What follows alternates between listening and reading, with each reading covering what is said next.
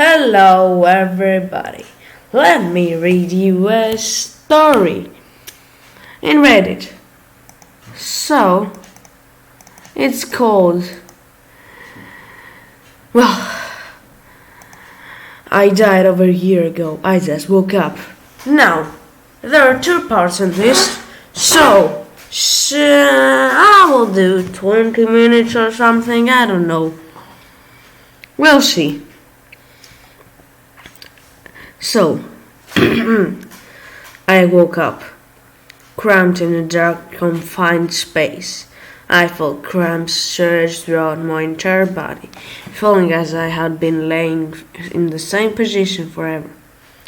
I screamed and clawed at the ceiling, scratching and picking until my fingernails bled and broke off. I used my feet and hands to kick at the wood. All the while knowing there is no use. Who the hey put me in here? How did I get in here? I thought with rage and frustration. I decided to pound the wood one more time and use my legs to kick and push the hardest I could ever do.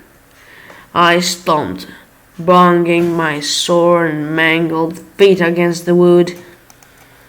Well, let me see. Actually, do I sound banging my? Okay, I do sound good. Okay. Well, what was I? To completely break through the wood, and I was so too pumped with adrenaline to acknowledge the pain running through my foot. I looked up through the wood and saw darkness. I knew I couldn't be outside. It was too musty and damp to be out in the fresh air. I managed to pull myself out of the wood, climbing up the top of the aviary box. I clawed my way through the mudded walls, picking worms and bags off of me along the way.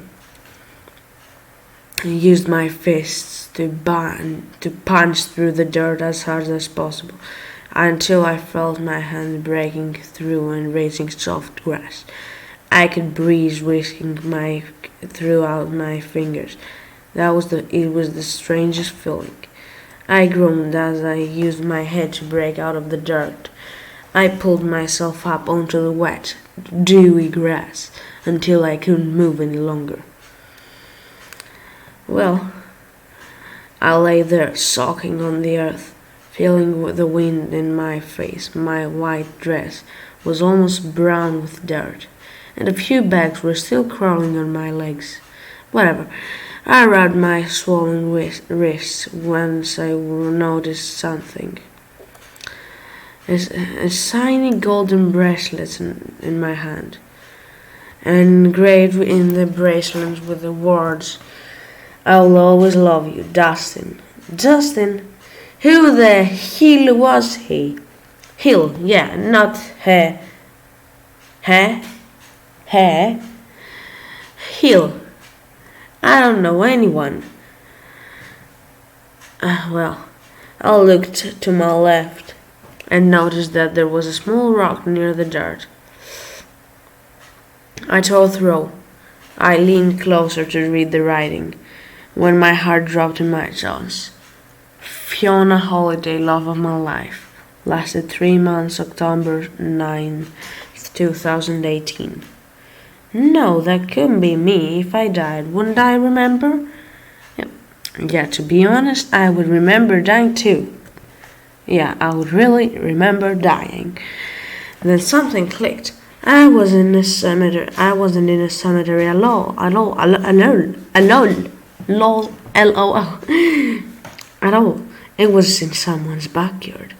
No neighboring houses. This one was completely isolated. I didn't know whether to scream or cry. Being dead sounded awful enough, but why was I in someone's backyard? Was I murdered? Do my parents know what happened to me? If you were dead, Your partners would be sorry. If they saw you again, either one, they would die out of fear, or two, they would be so happy. They would be so happy that our prayers have been answered. God, thank you. I tried to stand up, but I fell. My knees buckled beneath me. I crawled around, desperate to find something that would indicate me where I was. I wondered if there were others. What do you mean there were others? Other zombies? Zombies? I reached out my hands, grabbing anything that wasn't grass. And then I came along 5 other rocks, a couple of inches away from each other. Casey Jones, 7 months, February 2 of 2017. Vanessa Walters, love of my life, lasted 3 weeks, July 7, 2016.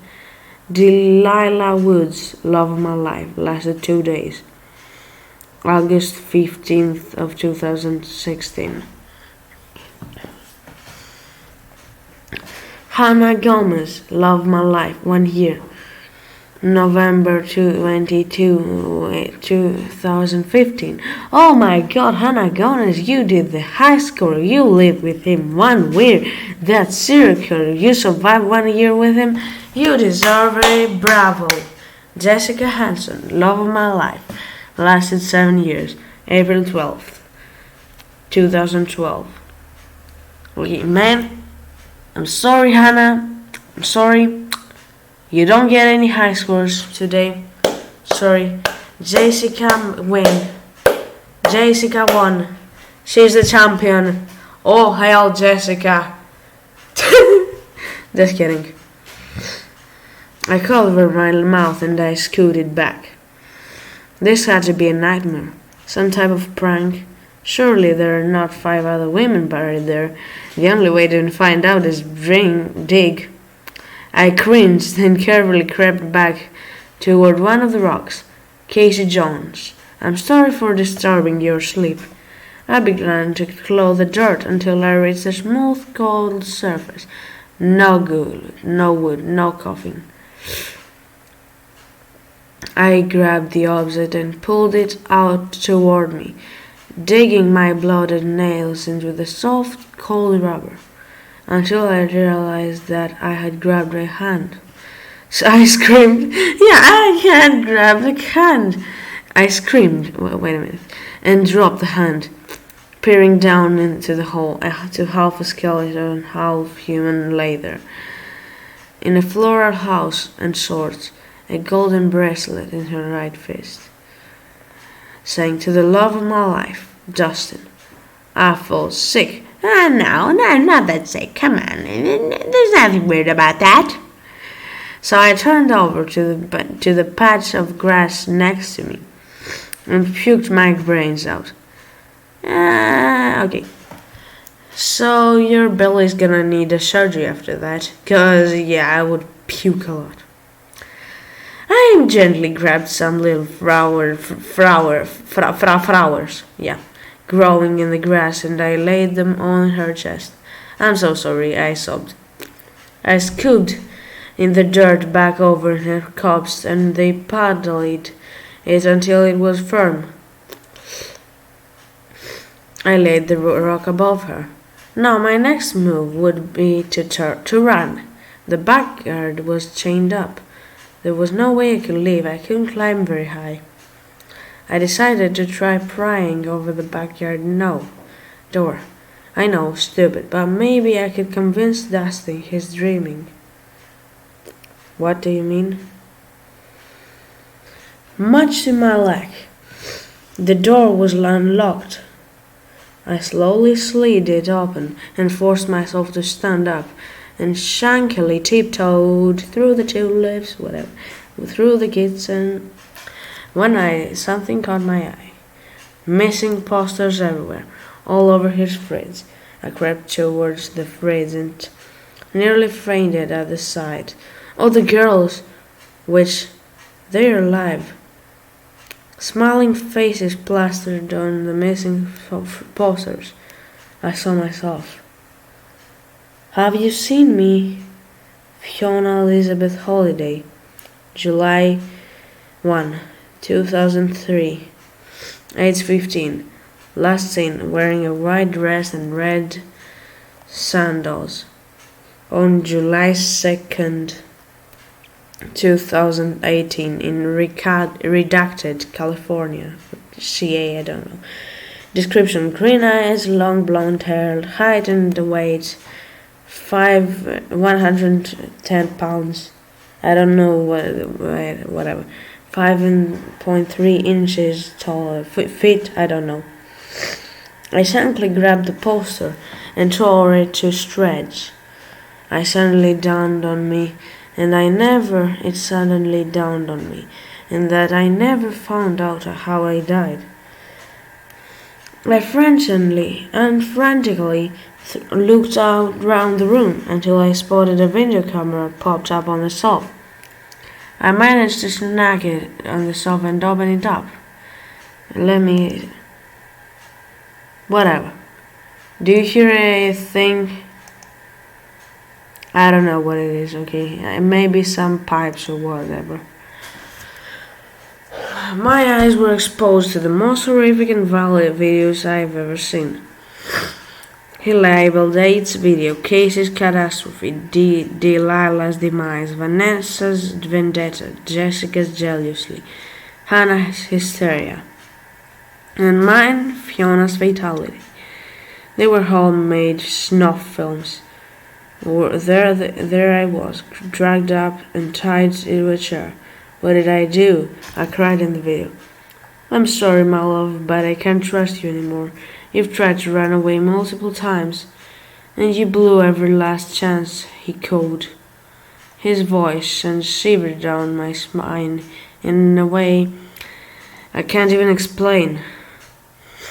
I don't even want to explain what he did to me.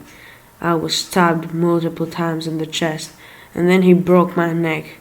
I puked a little in my mouth, and I quickly turned the camera off. I slowly lifted up my dress and ran my fingers along my stomach and chest. Large bumpy scars lined across my torso. I stuttered. The sound of footsteps stomping down the stairs made me jump. I stood frozen with fear. Who is it? A gruff man's voice called out. He ran into the kitchen, baseball bat in hand, turning around to laying his eyes on me. Miss me? Dustin, I whispered. Fiona, no, you're dead. Who the fiddle-bitty-boobity are you? He cried. I thought I was the love of your life, Dustin. Why did you have to kill me? I mocked. He just stared. No, this isn't happening. I'm not having this conversation. I'm dreaming. I slowly walked towards him. He clutched the bat tighter. He whimpered. Shh, I called. I put my hands on his. Let me just say one thing before you wake up, I said. He slowly nodded his head. I leaned closer. It's your turn. I yanked the metal band from his trembling hands and began to smash it in his head, bashing his skull in. Blood oh my god, violent! So she took revenge after she became a ghost or something, I don't know. Whatever. Bashing his skull in, blood and spraying everywhere. He withered to the ground, and I continued to smash it until I physically couldn't any longer. Dropped the bat to the floor, grabbed the video camera and all of the missing posters and bolted out of the house. It was dark and I had nowhere to go. I was on top of a hill. I turned back and gazed at the house for one last time, before running off and trying to locate the nearest police station. If I told them what really happened, they'd call me crazy and brush me off, or worse, send me off to science lab to What? to experiment on me. I conducted an elaborate, gory, but very believable and accurate story. All I had was my strength and my evidence, and maybe I thought I will find my family again. Okay. Oh, it's a series. Oh. Let me, real quick. Is this okay? I don't know how far I've been running. It felt like years, but I'm sure it's only been a few hours. And of course, it began to rain. Oh, yeah, it began to rain. Who cares about rain, okay? Oh yeah, rain creates atmosphere, and atmosphere creates spookiness. Hey. Okay, where was I?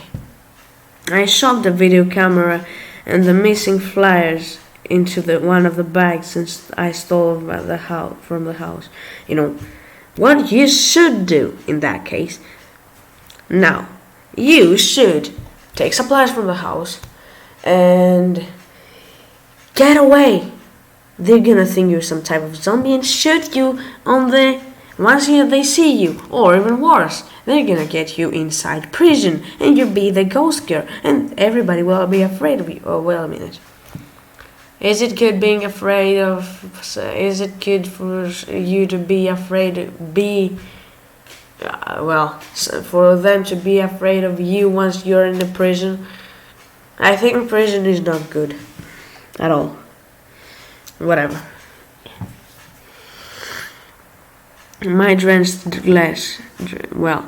after that, my drenched dress clung to my sickly skin frame.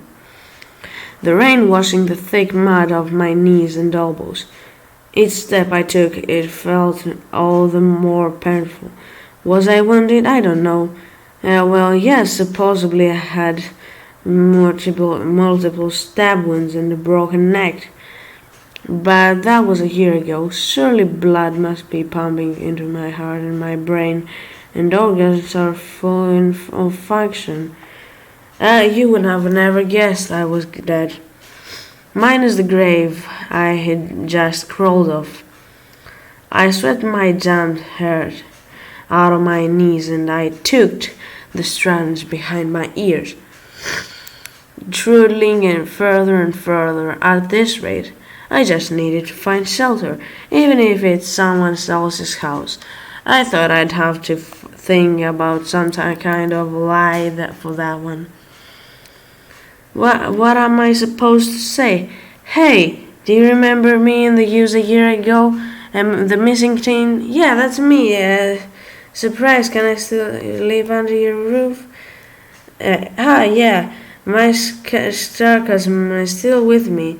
Through life and death, whatever. Blinding headlights flooded my vision in the distance. A car! A car! I nearly jumped for joy. Before catching myself in mid-stumble, I waved my hands erratically, praying to God that the driver sees me. God, I probably looked like a maniac, a muddy, bloody, wet girl. It can only look so promising. Death doesn't exactly make you any prettier. Well, whatever.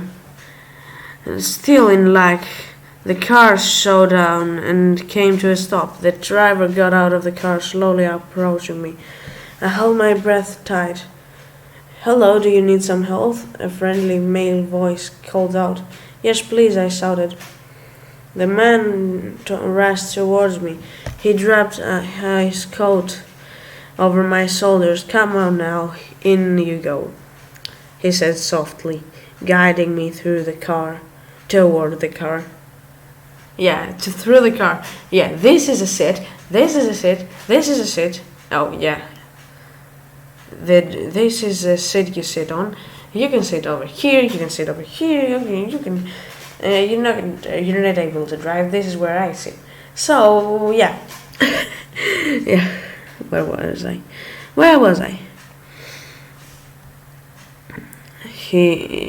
Yeah. I jumped in the passenger seat and curled up tightly, shivering from the cold. I know what you're all thinking. Again, Fiona? Look, I've already been murdered. I can't think of anything that might do that would be literally worse than that. Hey, darling, can I have your name? He asked. The man appeared to me mid-40s, with droopy blue eyes and dark brown hair.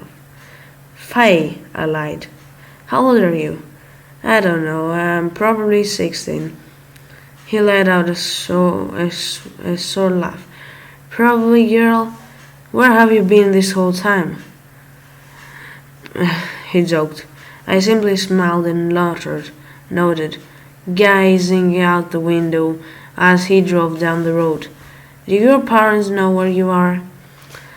He asked. No, I don't have any parents, I lied again.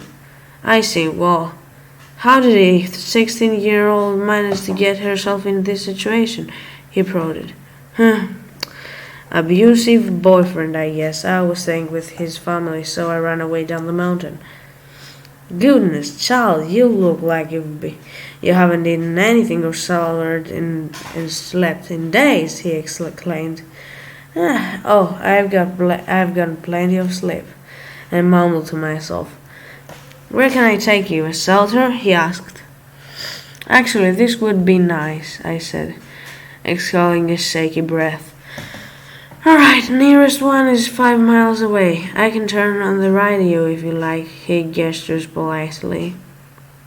I nodded my head silently. He turned on the radio. Into the Night by Benny Mardones began to play. I don't know who he is, I don't know what this song is, but whatever, I like I like this song. Yeah, I surely know it. For sure. I'm surely not saying lies for some other reason. I don't know, whatever. A traumatic memory began to flash through my mind.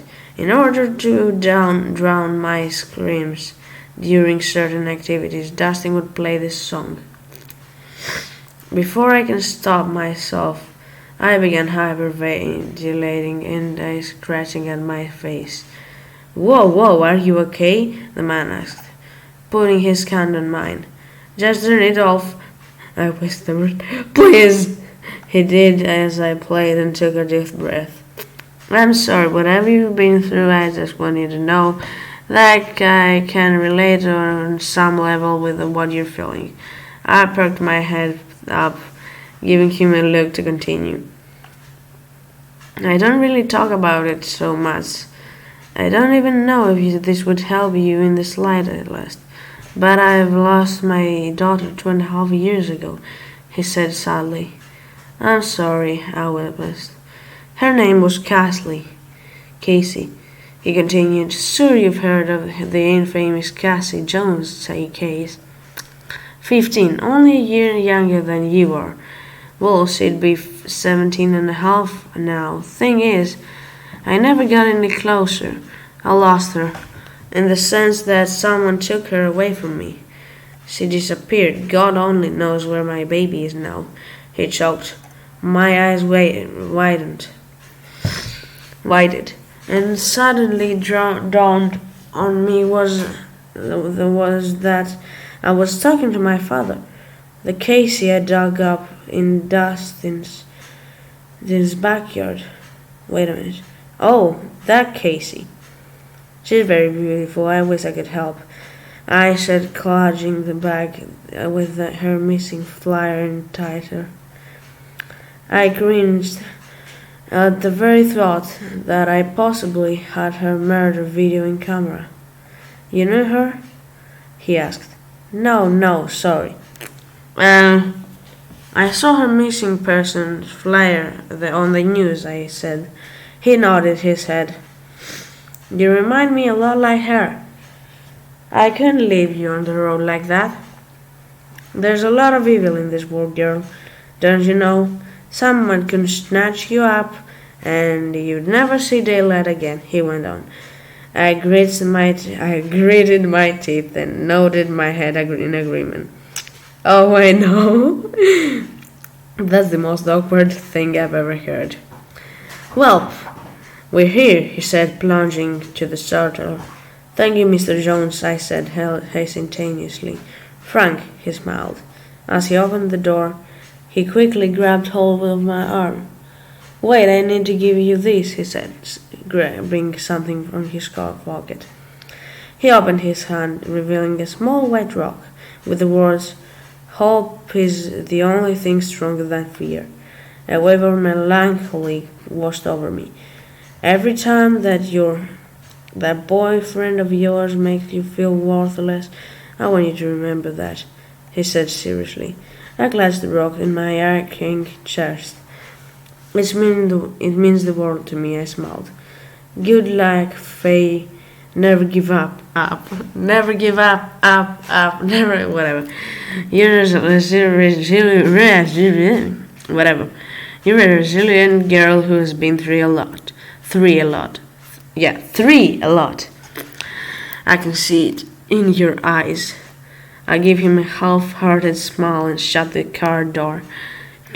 Trudging up the steps of the cellar, I exhaled in a calm attitude breath and carried myself toward the doors.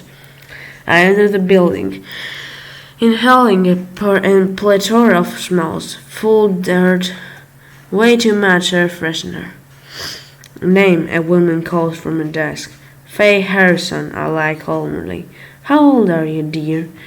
the woman asked, eyeing me up and down. I just turned 18. I definitely didn't look it. I was small and malnourished.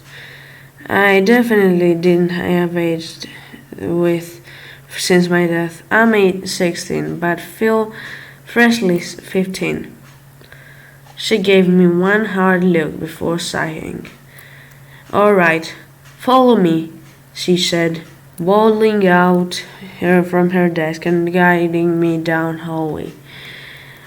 I won't bore you with the details. Basically, she showed me my shared room where the showers are, and provided me with some hygiene products. It was already 5 a.m., so I had missed dinner, but she gave me some snacks. I didn't get any sleep. I stayed up just thinking about the unbelievable events that have unfolded. Yesterday, I was dead in a coffin, buried in a serial killer's backyard. Today, I'm eating nutter batters on a bed in a shelter. "Oh, that's cool. Oh, okay. So you're my new roomie," a voice asked from the bed next to me. I didn't even notice the woman looking right at me. She had curly black hair and brown skin. Must have been 18 or 19. "Oh, yeah," I replied slightly.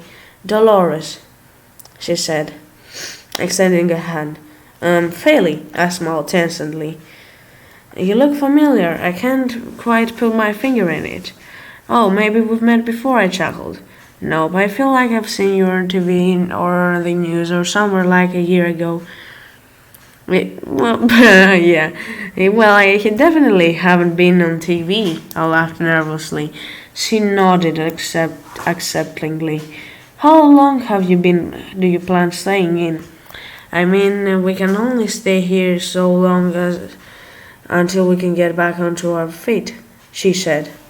"I actually plan on leaving tomorrow night," I replied.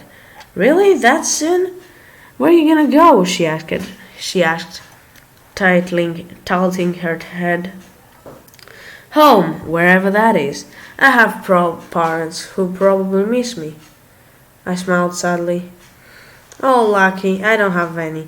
I don't even know what my next move is," she said. Wait a minute. Forlornly.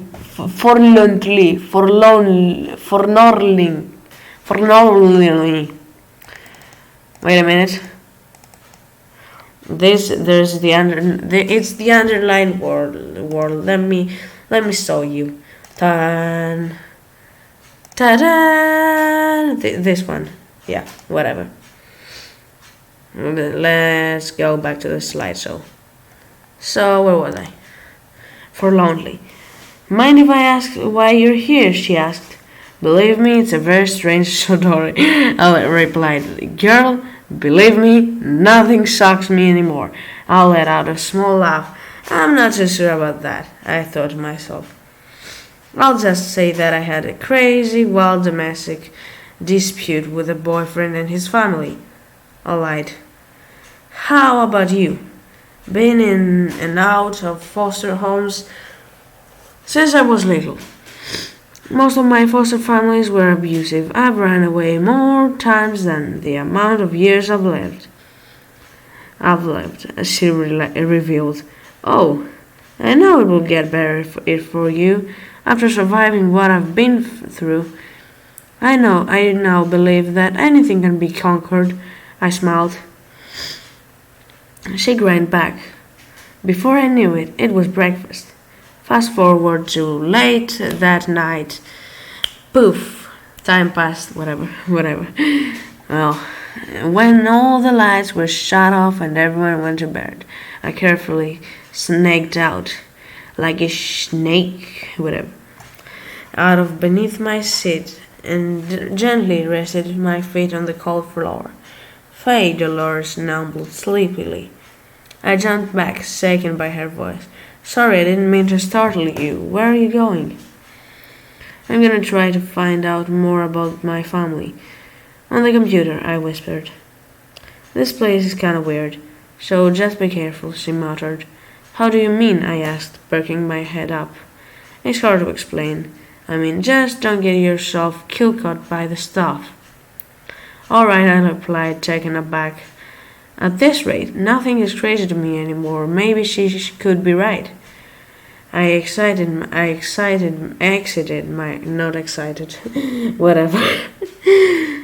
I exited my room and crept towards the main entrance, sneaking behind the desks to get to the computer.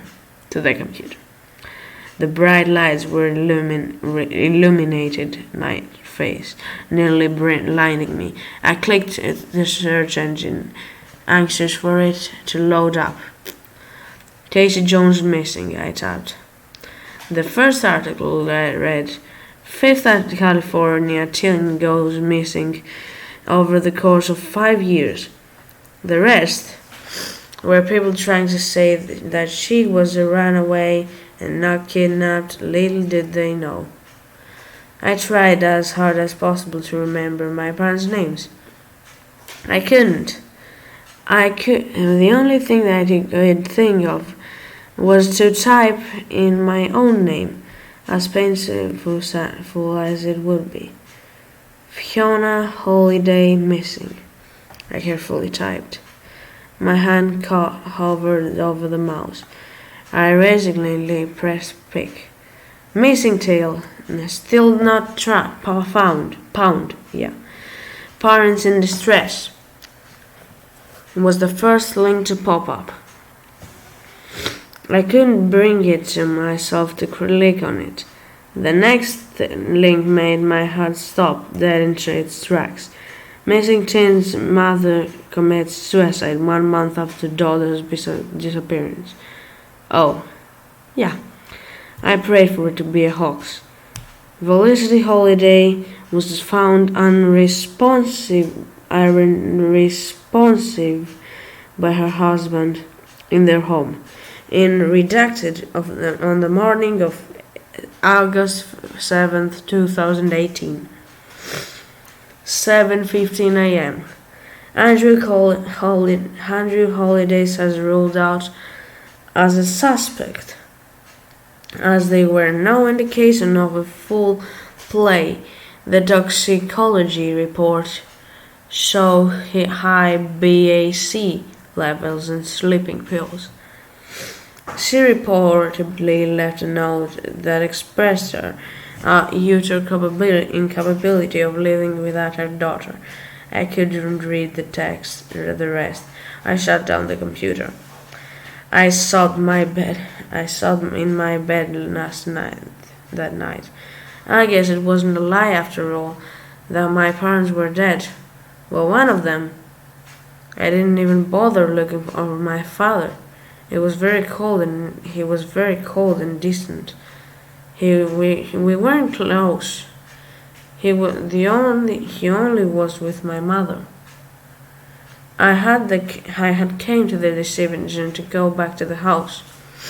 There were some answers that I didn't have. Maybe I could find a way to bring back the other girls to life after I figure out how I came back first. Dustin, how are you? What are you hiding?